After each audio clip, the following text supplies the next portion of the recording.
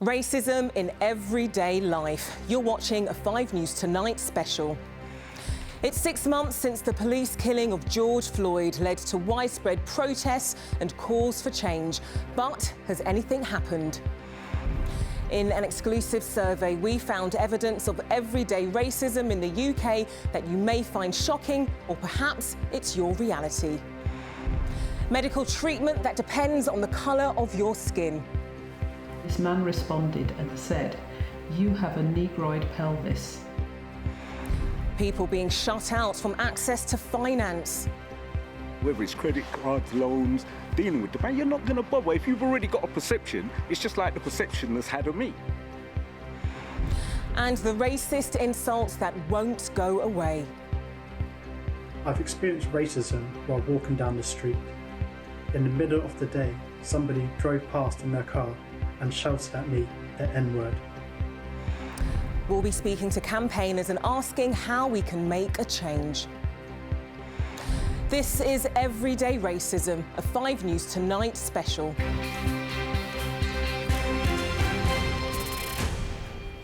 Welcome to the programme. I'm Claudia-Liza Armand.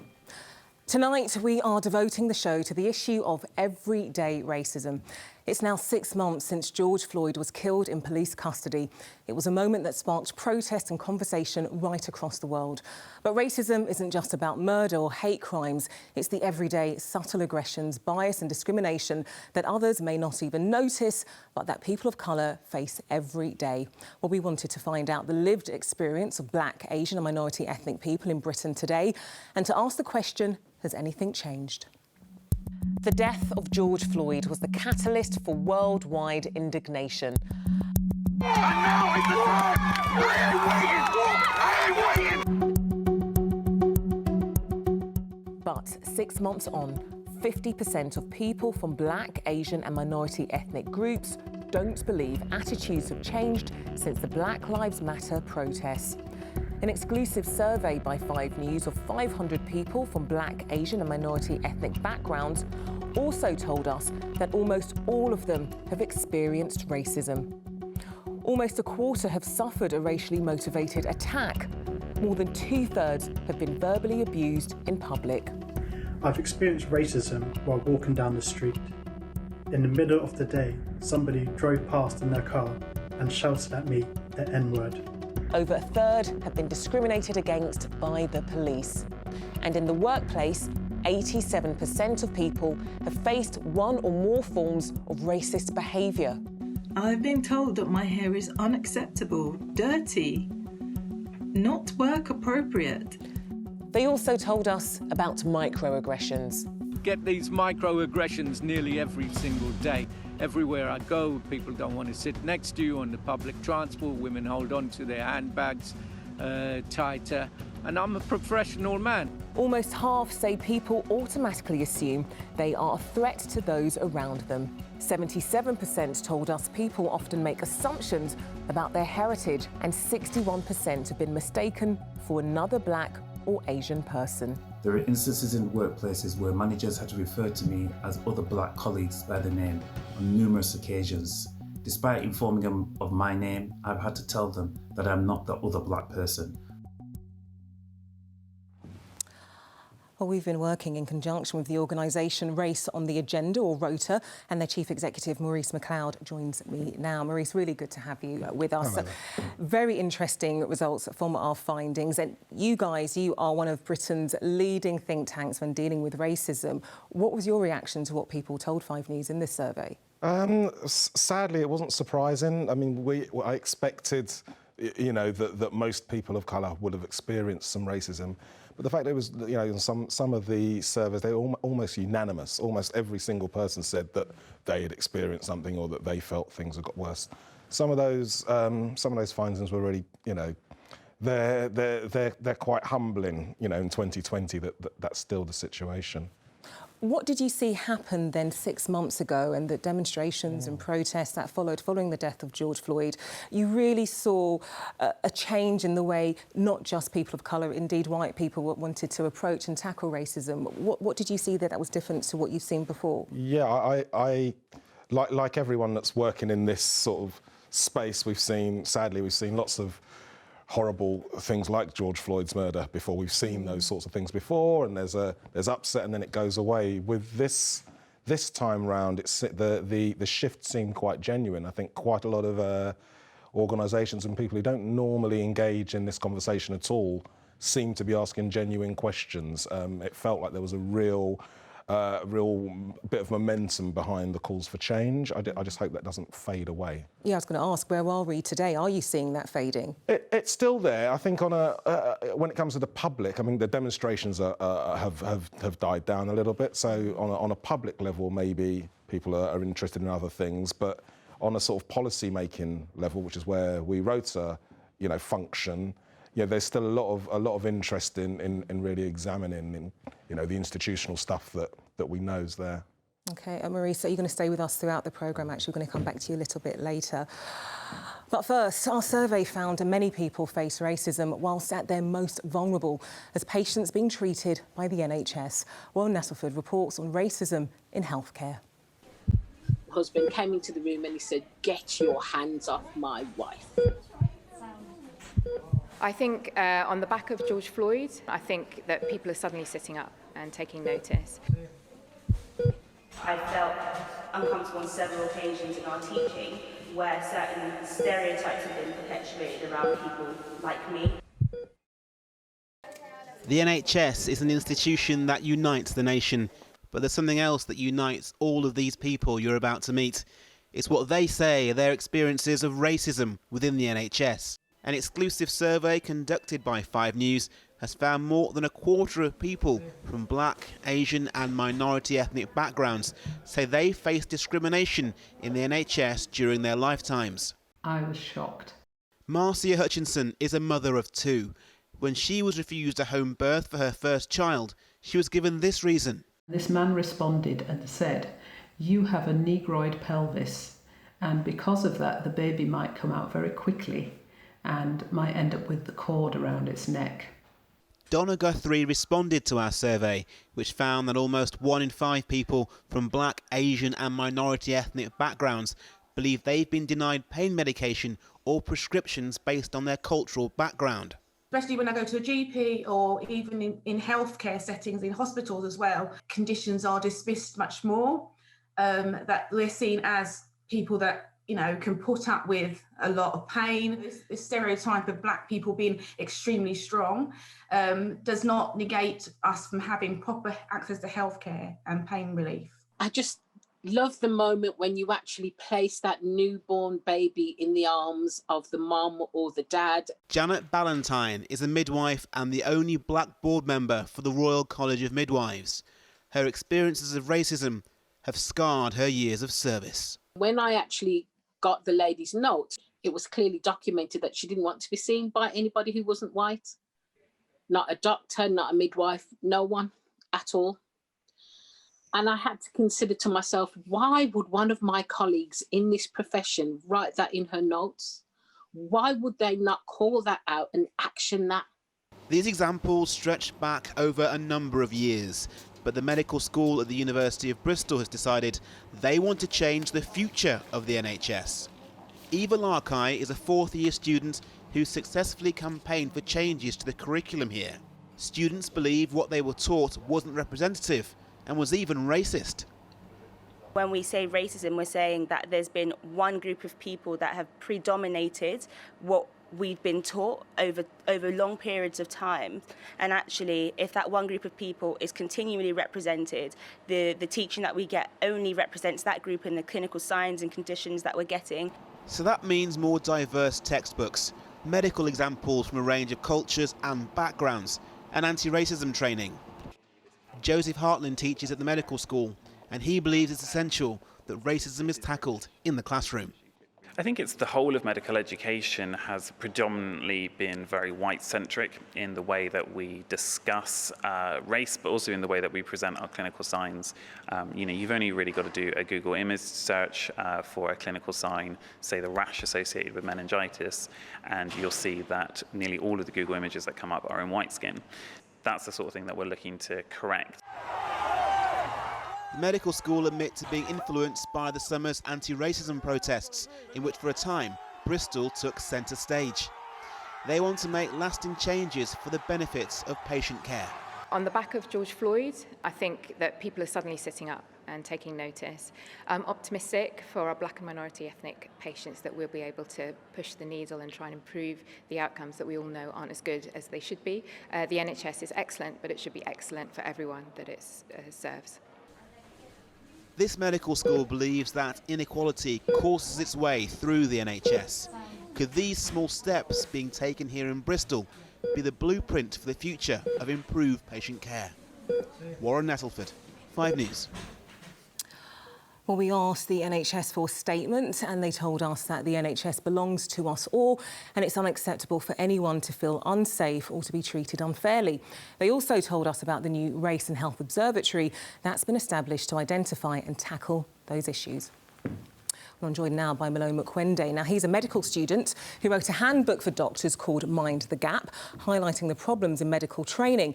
And also with me is Naomi Bennett. Now, she's a nurse and founder of Equality for Black Nurses. Good evening to you both. Naomi, if I can start with yourself. A negroid pelvis is what one of the people we spoke to in that VT was told that she had. In your 9 years of working as a nurse, is this the level of racism and discrimination that you would witness? Yeah, that is typical of what I witness. People are very insensitive to what they say, and oftentimes they do say sort of outdated and old-fashioned terminology that have really got no place in 2020. What do you think, what have you experienced rather in terms of the racism that you've seen?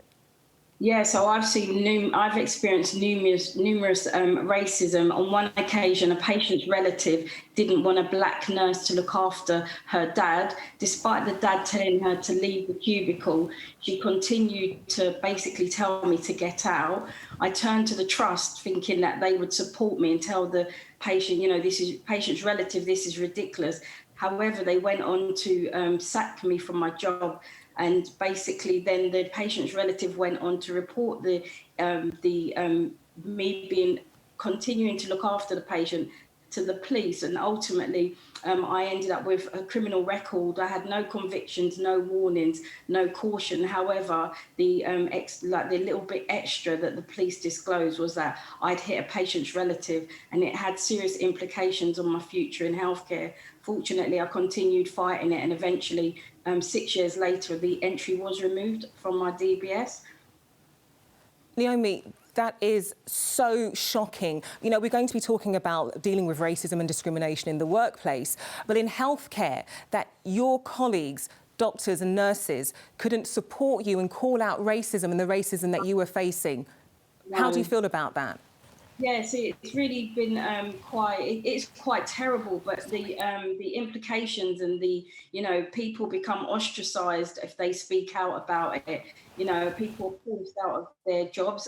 Through my experience, I've set up this organisation, Equality for Black Nurses, and we are absolutely inundated hearing about unjust examples of racism within the NHS. One of the nurses we're supporting currently is a 73-year-old nurse that only really returned back for COVID, and now she's got allegations being made against her. Again, the police have been involved. So that seems like there's people are abused in the process, and also 62% of all referrals of black nurses to the NMC end up in no further action, which to me indicates that the whole process is being abused for racist agendas. OK, let me bring in Malone now. Malone, I have to say I was so shocked in finding this, that you are training to be a doctor.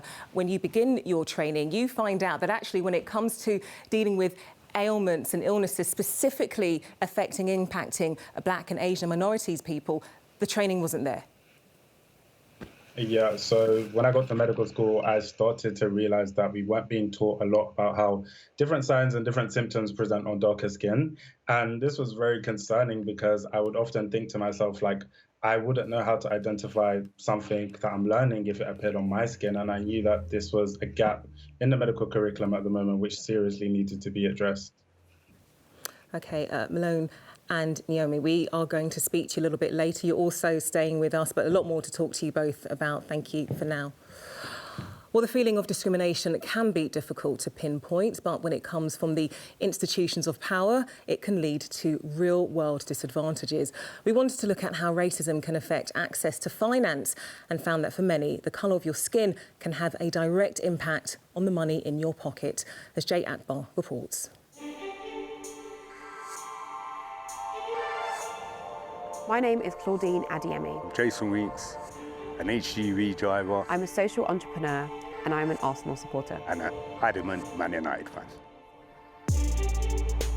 Okay. Claudine and Jason don't have much in common, but they share a familiar struggle. Whether we're talking about business or beyond, there's always been those inequalities. Well, whether it's credit cards, loans, dealing with the bank, you're not going to bother. If you've already got a perception, it's just like the perception that's had of me. That is the reality that I've lived for my entire life. Financial discrimination is invisible. Victims tend not to speak up because it's difficult to prove, but it's becoming increasingly difficult to ignore. 15% of the people we surveyed say they've been denied access to financial services because of their ethnicity.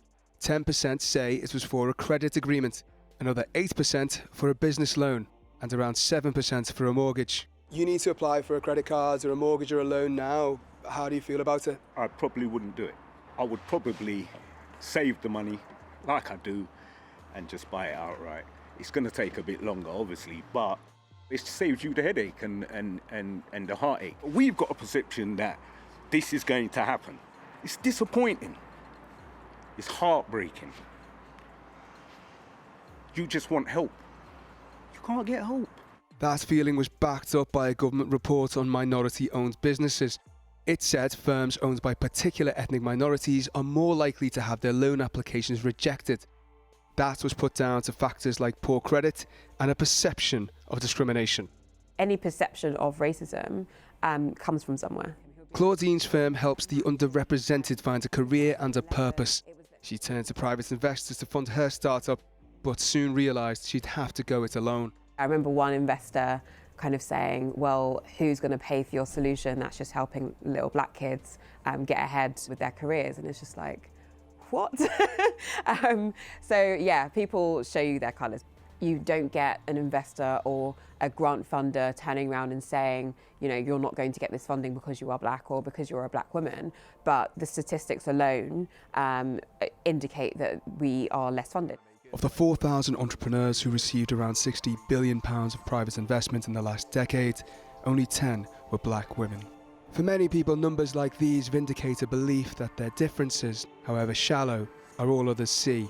And to succeed, they have no choice but to turn their backs on a system that's failed them. Jay Akbar, 5 News. OK, well, still to come on this 5 News Tonight special, we will be talking to more of our guests. We're going to be looking at work and all the work being done by anti-racism campaigners and ask how we can affect change. That's all coming up after the break.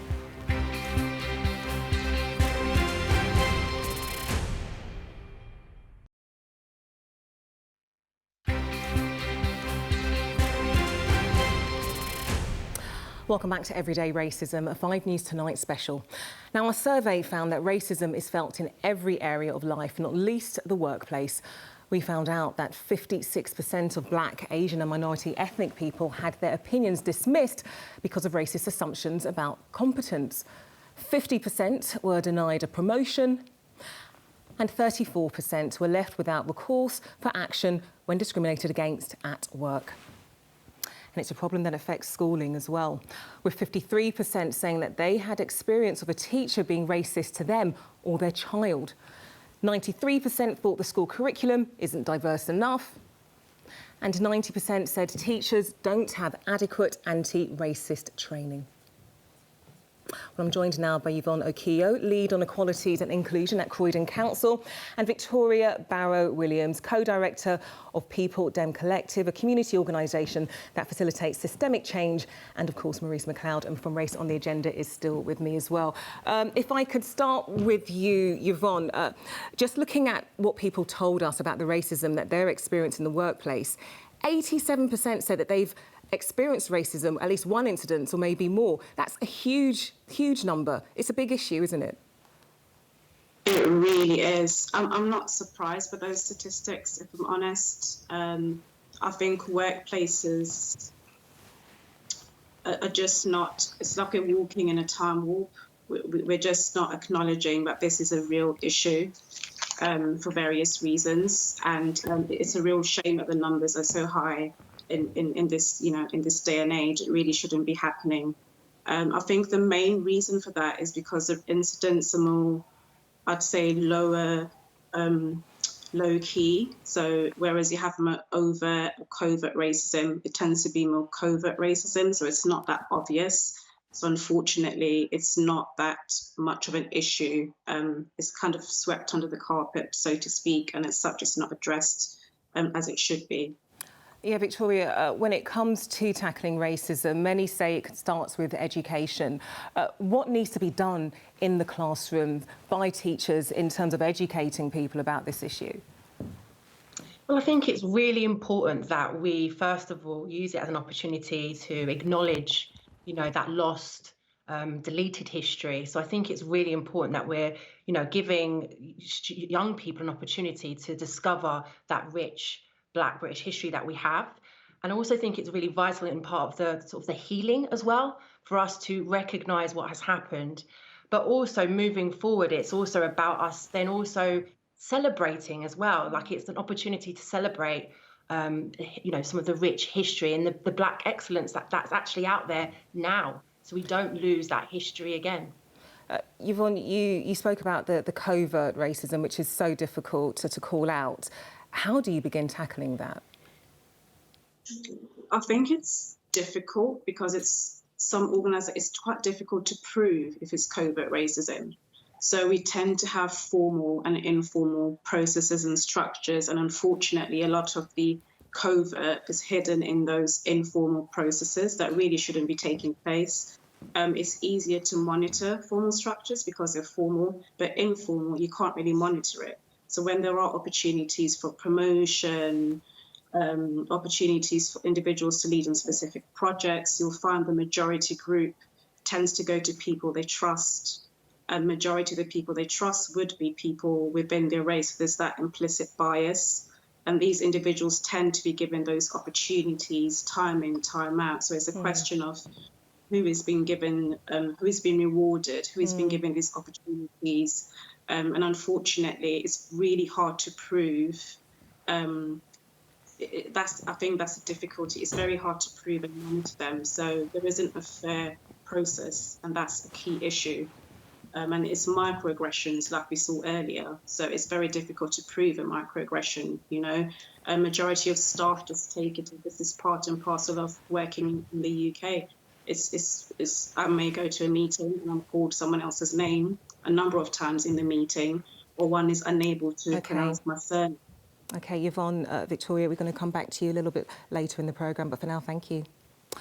Well, it's easy with all of this to feel quite overwhelmed, but one of the great things about the online world is a platform it gives to so many educators in anti-racism. Now, we spoke to two sisters in Margate who told us about the importance of listening and why they started their own Everyday Racism project. We live in a really white majority area, and growing up here in the 80s, we were the only brown girls in the spaces that we were in. For us, we had to kind of navigate a lot of different conversations. Oh, who are you? What are you? Where are you from? And I think we always felt like we stood out. Through school, obviously with my peers, there was a lot of kind of subtle and kind of covert and overt racism. So we've had the overt stuff, but also the other things as well, the things that are really hard to put your finger on and explain why you feel really uncomfortable about it. And to other people, it might not sound like a big deal, but actually, it is. We've always talked about wanting to be more proactive in anti-racism work.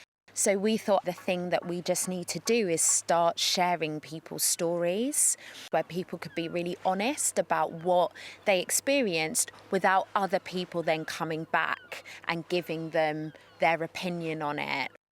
we just set up the account and called it Everyday Racism. And I think actually one of the things that I find really traumatic is when racism is positioned as a debate. If black and brown people are telling you that something is racist, they are the voice, they are the experts on this. You know, white people are not the experts on racism. It's not to say that you can't have an opinion in that moment, but actually what it is it's how you handle that. So rather than saying, oh, well, actually, you're being sensitive, or actually, you know, oh, no, I don't agree with that. It's going away and it's learning and it's educating and it's trying to understand someone's lived experience. That was Naomi and Natalie Evans from the Everyday Racism Instagram project. Well, like them, we want to keep the conversation going, so we are continuing our special online on our Facebook page. So please just head to Facebook and search for Channel 5 News. But I just wanted to quickly ask all of our guests, before we go, Maurice, I'll start with you. What is the most important thing when it comes to tackling racism, everyday racism in particular? Everyday racism, so that's the stuff that individuals do. It's just being dropping the defences rather than trying to say I'm not that thing. Work out how you are and how you can fix it. Victoria, what do you think? I think it's always going to go back to education. It's always about making sure that people understand and putting them up on it, but educating people on it that it's not okay. Yvonne? I'd say acknowledge it. Acknowledge it's an issue in your organisation and take actions to resolve it, to address those issues. Malone, what do you think needs to be done in tackling everyday racism? We need to start acknowledging that this is a problem which exists in all forms of society, even in the NHS, and we need to start taking actions which have sustainable changes for the future. What about you, Naomi? When it comes to tackling everyday racism, what are the essential areas you think should be focused on? Well, I think we first have to acknowledge that racism is a disease, and sometimes people may harbour parts of that they're not aware of. So I think it's about listening, being open and transparent, and actually looking at yourself. If a black person actually feels it, expresses that, I think it's important to acknowledge that it could be a possibility. Well, thank you so much for your brief answers. Of course, dealing with racism and everyday racism is very, very complex. But for now, Naomi, Malone, Victoria and Yvonne, and of course, Maurice, really thank you all so much for joining us on this special programme, Tackling Everyday Racism. Well, sadly, our programme here has to come to an end. But as I said, we are continuing the discussion on our Facebook page. You can just head to Facebook, search for Channel 5 News, and we will be there. Plenty more to say with all of our guests here right there on Facebook. But that is it for now. Claire Nazir has Weather Next. Thank you for everyone here for joining us tonight, and to you at home. Hopefully, we'll see you again online. Things are going to get real. But for now, have yourself a good night. Bye-bye.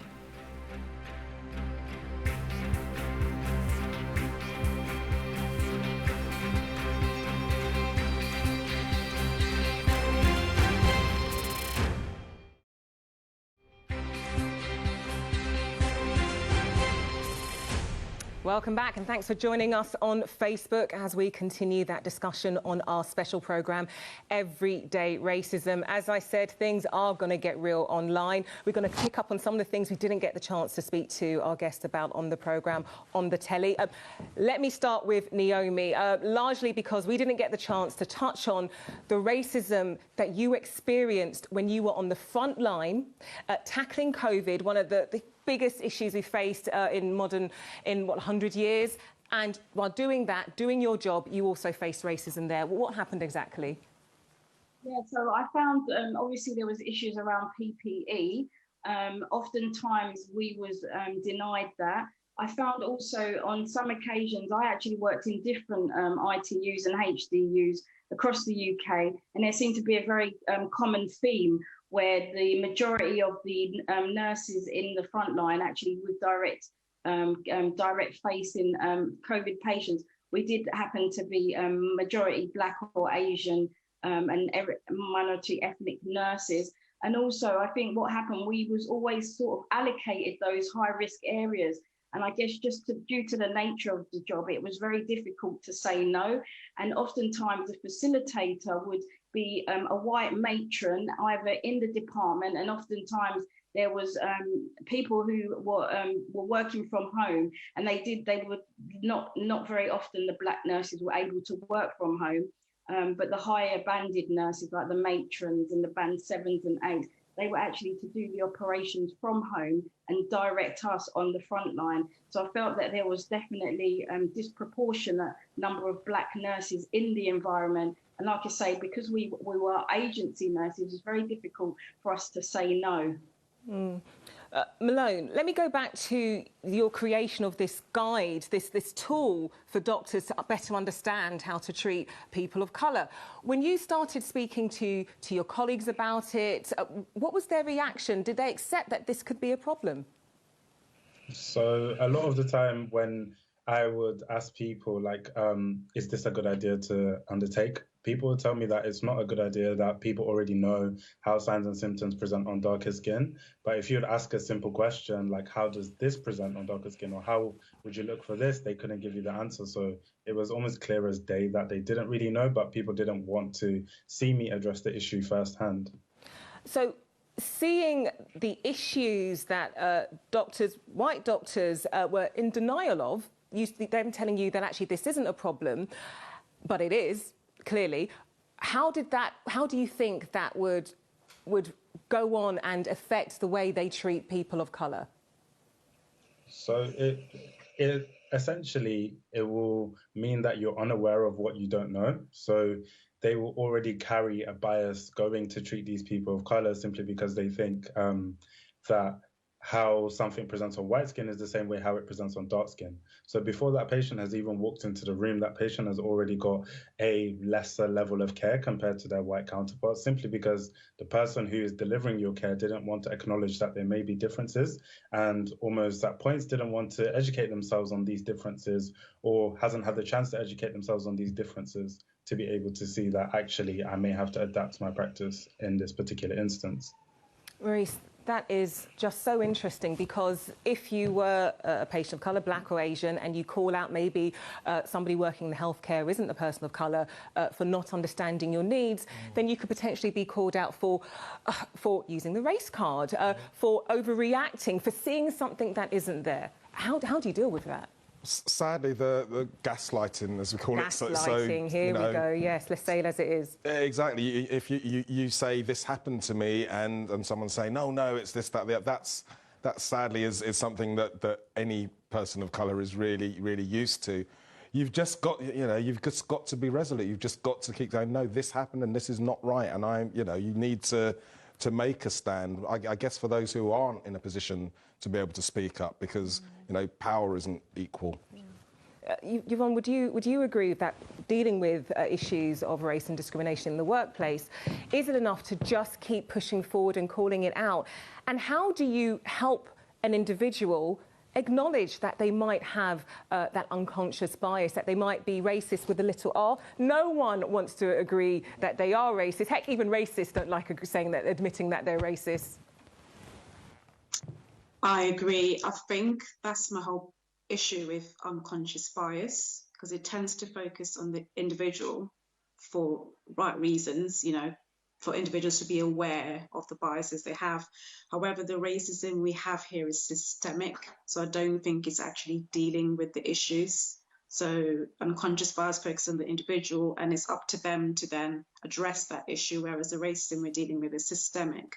So in issues where we're gaslighted at work, for example, would be a reason why a lot of individuals would not say that they've had a racist incident or they've faced racism at work, because they don't want to be seen as that individual that's, playing the race card, for want of a better word. So they'll just, keep it to themselves.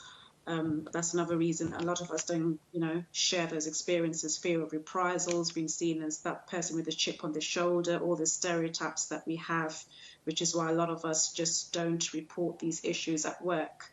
There are instances where, of course, they're not dealt with appropriately, which is a story for another day. But those are a lot of the issues we face in the workplace, where colleagues just don't raise these issues because of how they will be viewed, so they keep it to themselves.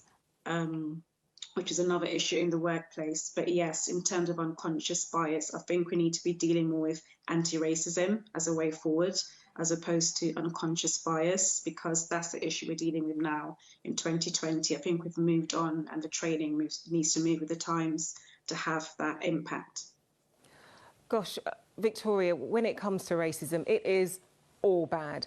But the idea that children at school can be facing racism, sometimes from teachers. This is what some of the things people told 5 News in this survey, from teachers not understanding racism, not knowing how to tackle it.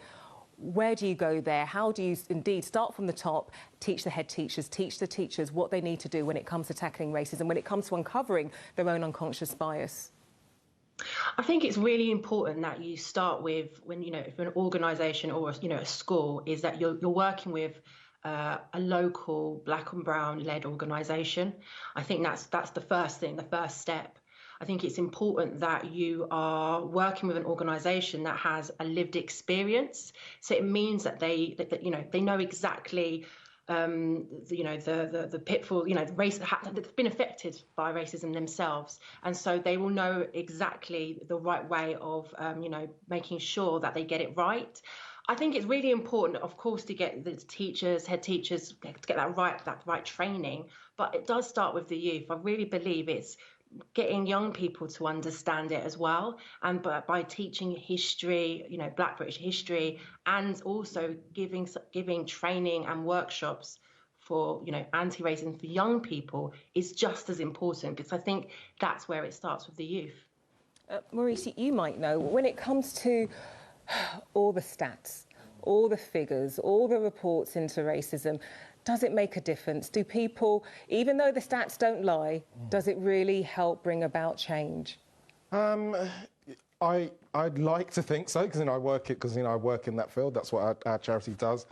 I mean, I have to say it's slightly.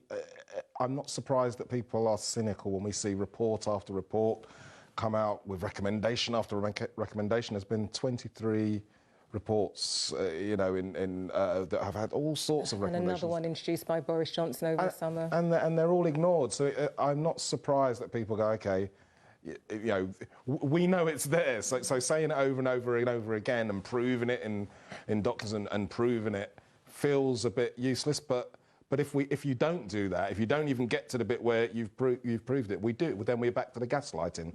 We're back to breaking to individuals and going, oh, don't worry, it's just that person there had a problem, or it's just that bad apple.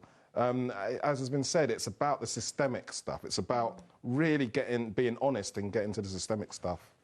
Naomi, what do you think needs to change within healthcare to change and bring an end to all the racism and discrimination that people are facing right now? I think at the moment there's definitely a problem, because due to the hierarchy of the organisation, you can just walk into a hospital and look at, they have a board with all the top managers, all the lower managers. But, for Black people, we're very much denied opportunities.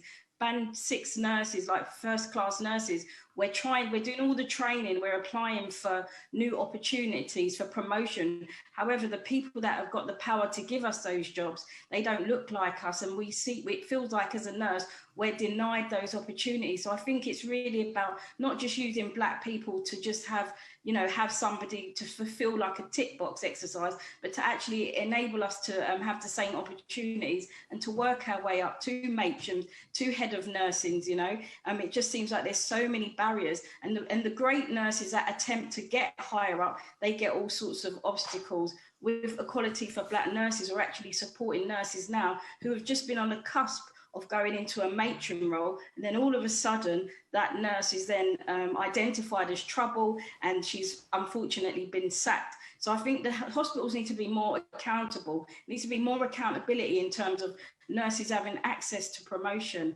And also, which I think is really, really important, is this current pandemic. We're still kind of faced with this COVID issue, a lot of our nurses that are coming to us for help, they've gone through very difficult times during the pandemic, and now they're actually being bullied and harassed to come back to work with no adequate risk assessment. Okay. You know, nobody's taking into account these nurses. Let me see what Malone has to say about this. Malone, also working in healthcare. You're training to be a doctor. You've only been in working in healthcare, training in healthcare for a few years, and you've already seen elements of discrimination and bias. Do you think the answer is in leadership, in more ethnic minorities in senior roles? Yeah, so that definitely will help to start to shift this culture, which is almost being created within the NHS. I see a culture as almost a set of normalizations which have been created over many years and nobody really questions them. And at the moment, with the way healthcare is, there's almost been this culture that's been created to almost exclude the black body unless it's for experimentation purposes, where, of course, we've seen with things like Tuskegee experiment that this always is not in the best interest of the black body. So I think if we start to have more people going into these leadership roles, they can be someone around the table who can advocate for that voice to say, actually, we need to start including these things here and there. And when we start to see things like that, I believe that things such as the medical school curriculum will change.